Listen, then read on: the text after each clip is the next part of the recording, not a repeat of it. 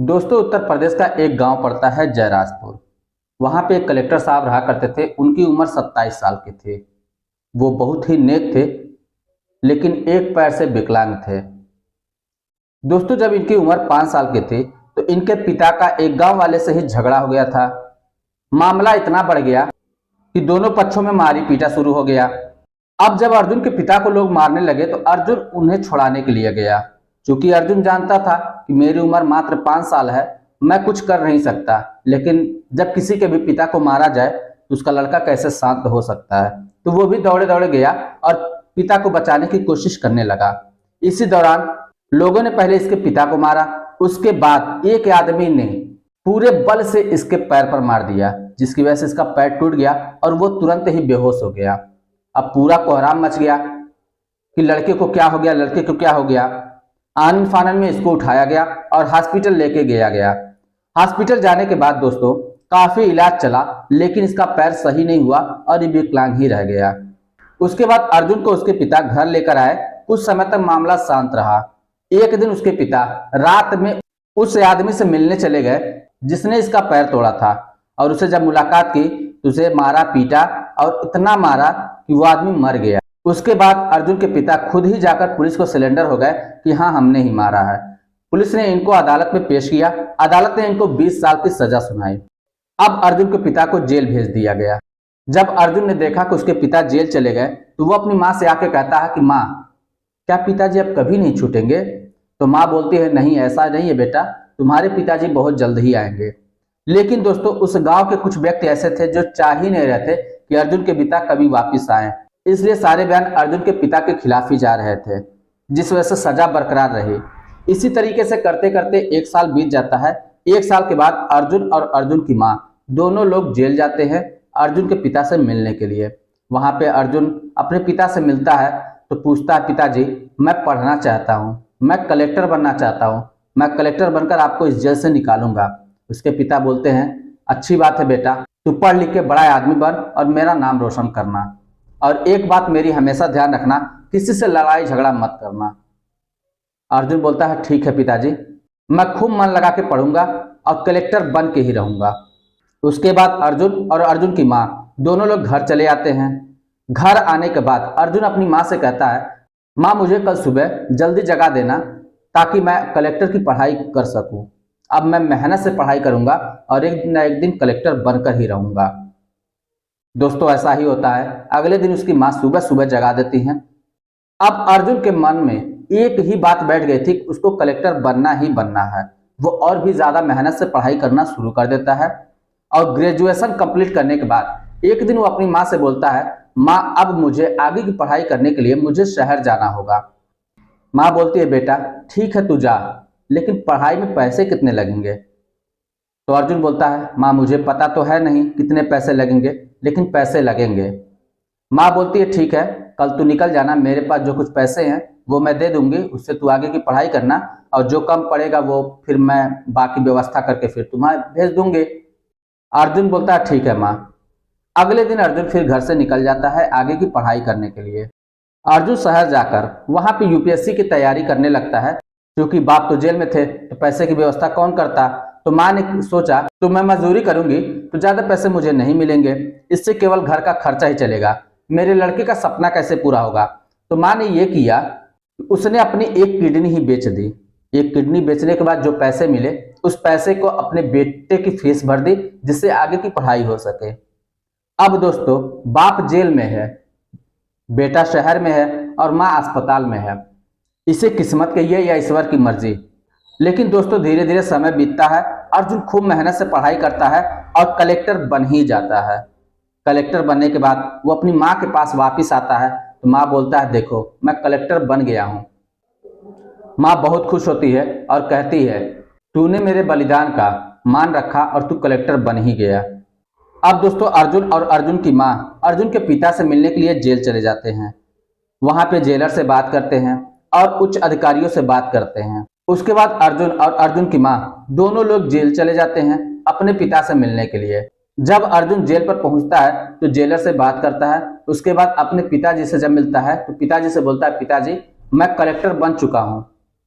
उसके पिताजी की आंखों में आंसू आ जाते हैं और कहते हैं बेटा हमेशा इसी तरीके से आगे बढ़ते रहो। उसके बाद अर्जुन बोलता है पिताजी आप चिंता मत करिए, अब मैं आपको बाहर निकाल के ही रहूंगा। इसके बाद दोस्तों अर्जुन अपने बड़े अधिकारियों से बात करता है और भी एसपी होते हैं उन सभी लोगों से बात करता है, लेकिन किसी की तरफ से कोई ठोस कदम नहीं उठता है। तब अर्जुन सोचने लगता है कि आखिर क्या किया जाए, किस तरीके से होगा। उसको कुछ समझ में नहीं आ रहा था। एक दिन वो अपने कार्यालय से दौरे के लिए बाहर शहर में निकलता है तो देखता है कि एक मासूम सी लड़की, उम्र जिसकी करीब 20 साल की होगी, उसका नाम सिमरन होता है।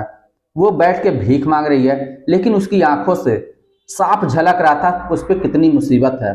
जब पता करता है तो मालूम ये होता है उसकी माँ बीमार है और बाप नहीं है, खाने पीने के लाले पड़े हुए हैं, इसी वजह से वो भीख मांग रही है। अर्जुन जाके उस लड़की से बात करता है और कहता है कि ये बताओ अगर तुम्हें काम करने के लिए दिया जाए तो क्या तुम करोगी?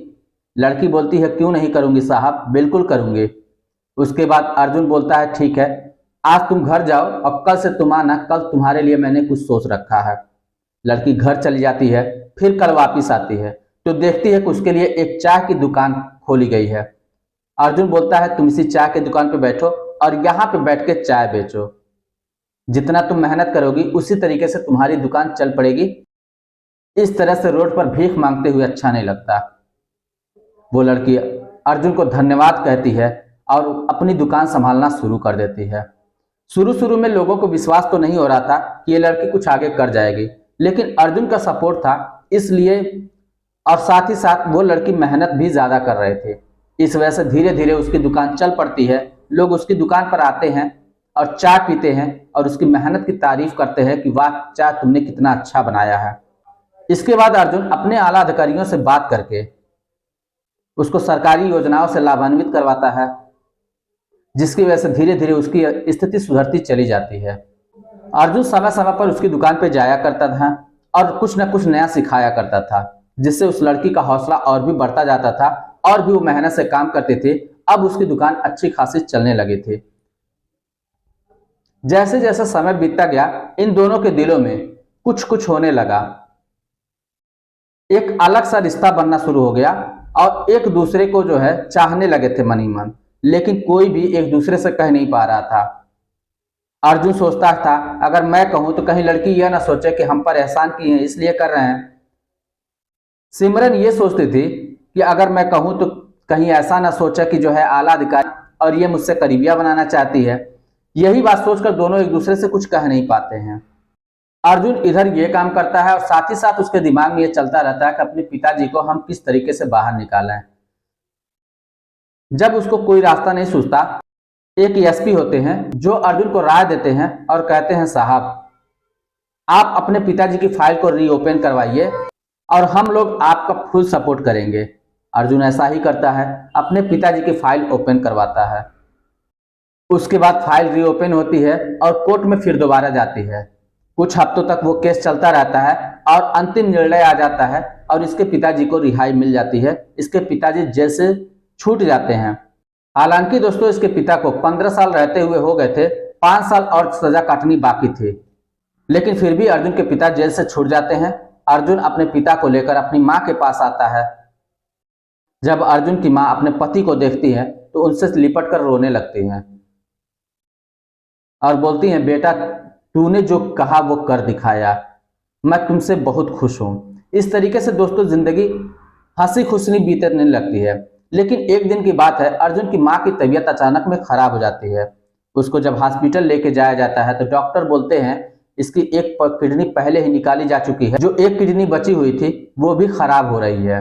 अर्जुन और अर्जुन के पिता दोनों हैरान हो जाते हैं कि एक किडनी कहाँ गई। अर्जुन के पिता अर्जुन की माँ से पूछते हैं कि तुम्हारा एक किडनी क्या हुआ। तब वो सारी सच्चाई बताने लगती हैं कि आप तो जेल में थे, बेटे को पढ़ाना था, मेरे पास पैसे नहीं हो पा रहे थे तो मैं क्या करती, मैंने अपना एक किडनी बेच दिया। माँ के इस बलिदान को सुनकर अर्जुन की आंखों से आंसू आ जाते हैं और कहता है वाकई में माँ माँ ही होती है, माँ अपने बेटे के लिए सब कुछ कर जाती है। उसके बाद अर्जुन अपनी माँ से गले मिलता है और तीनों लोग वहां से फिर घर चले आते हैं। अर्जुन के पिता अर्जुन की माँ की खूब सेवा करते हैं। धीरे धीरे कुछ हालत में सुधार होता है एक दिन अर्जुन अपने दिल की बात अपनी माँ से कह देता है। कहता है, माँ, मैं एक लड़की से प्यार करने लगा हूँ, लेकिन अभी तक मैं उसको बताया नहीं हूँ। मैं चाहता हूँ उसी से शादी करना। अगर तुम लोग बोलो तो मैं उससे कुछ कहूँ, आगे की बात बढ़ाऊँ। तो माँ बोलती है, बेटा, ये तो तूने बहुत अच्छा काम किया। मैं भी चाहती थी तुम्हारी शादी कर दूँ, ताकि अपनी बहू को मैं भी देख लूँ। उसके बाद जो होगा देखा जाएगा। पता नहीं बचूंगी कि नहीं बचूंगी। इसके बाद अर्जुन जाता है और सिमरन से बोलता है कि आज मैं तुमसे अपने दिल की बात कहना चाहता हूँ। तुम्हारा क्या जवाब होगा ये मुझे नहीं पता है, लेकिन मेरे दिल में जो है वो मैं तुमसे कह रहा हूँ। क्या तुम मुझसे शादी करोगी? सिमरन चौंक जाती है, कहती है, साहब ये क्या कह रहे हैं? आप एक भिखारिन से शादी करेंगे, आपके लेवल का क्या होगा? जमाना आपको क्या कहेगा? आपकी बड़ी बदनामी होगी। आप मेरे चक्कर में क्यों पड़े हैं? आपको तो लाखों लड़कियां मिल जाएंगी। आप कहीं अच्छी लड़की देखकर शादी कर लीजिए। अर्जुन बोलता है, वो बात तो ठीक है, मुझे लाखों लड़कियां मिल जाएंगी, लेकिन तुम्हें भी एक घर की ज़रूरत है और मुझे भी एक पत्नी की ज़रूरत है जो मुझे अच्छी तरीके से समझे। और इतने समय में मैं समझ चुका हूं कि तुमसे अच्छा मुझे कोई और नहीं समझ सकता। दोस्तों, जब ये बात खुलती है तो बहुत से लोग बहुत तरह की बातें करते हैं। कुछ लोग कहते हैं कि ये अपने पद का नाजायज फायदा उठा रहे हैं। कुछ लोग कहते हैं कि ये अपना पद नहीं देख रहे हैं और इस लड़की से विवाह करने के लिए तैयार हो गए हैं। अब कुछ लोग कहते हैं कि एक बड़े अधिकारी ने एक गरीब परिवार की लड़की को सहारा बनकर उसका साथ दिया और उसे आगे बढ़ाया। मतलब तमाम तरह के लोग तमाम तरह की बातें करते हैं। कुछ दिनों तक ये बात चलती रहती है और एक दिन अर्जुन और सिमरन की शादी हो जाती है। दोनों अब हंसी खुशी से घर पर रह रहे थे।